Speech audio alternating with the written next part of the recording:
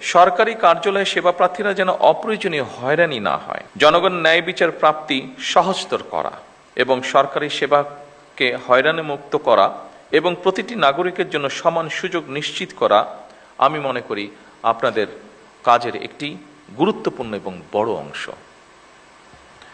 উপস্থিতিবৃন্দ, সরকারি কার্যালয়ে সেবা প্রার্থীরা যেন অপ্রয়োজনীয় হয়রানি না হয় কিংবা বিলম্ব বা অনিয়মের শিকার না হয়, দয়া করে সে ব্যাপারেও আপনাদেরকে কঠোর নজর রাখতে হবে। জনগণের যে কোনো ন্যায্য অভিযোগ গুরুত্ব সহকারে প্রতিকারের ব্যবস্থা দয়া করে আপনারা গ্রহণ করবেন।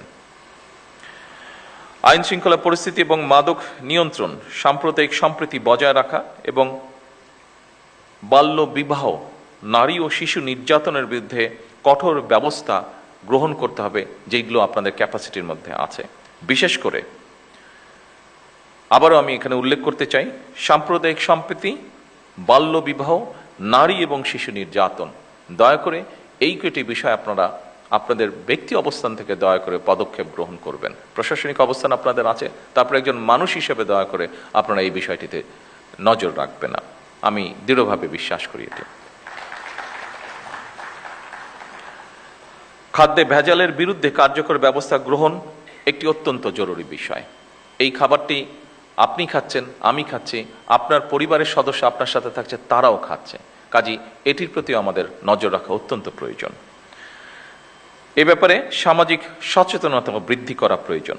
স্থানীয় নেতৃত্বের সঙ্গে সমন্বয় এবং প্রোঅ্যাক্টিভ প্রশাসনিক ব্যবস্থা নিশ্চিত করার মাধ্যমে আমি মনে করি জনপ্রশাসনকে গণমুখী করা গেলে জনগণ সরকারের কার্যক্রমের সুফল থেকে নিশ্চয়ই বঞ্চিত হবে না। সম্মানিত উপস্থিতিবৃন্দ, রাজনৈতিক নেতৃত্বের পাশাপাশি সরকারের যাবতীয় গণমুখী উদ্যোগ বাস্তবায়নের জন্য সরকার জনপ্রশাসনের উপরে নির্ভরশীল। বিভিন্ন সেক্টর চিহ্নিত করে সরকার দেশে বিদেশে কর্মসংস্থানের সৃষ্টির জন্য উদ্যোগ গ্রহণ করেছে। খুব সম্ভবত আমাদের নাটোরের ডিসি সাহেব বোধহয় এরকম কিছু একটা বলে গিয়েছেন ওনার বক্তব্যে। তরুণদের দক্ষতা উন্নয়ন, প্রশিক্ষণ, প্রযুক্তি নির্ভর কর্মসংস্থান, উদ্যোক্তা হিসাবে গড়ে তোলার জন্য আমাদের সবাইকেই এগিয়ে আসা প্রয়োজন।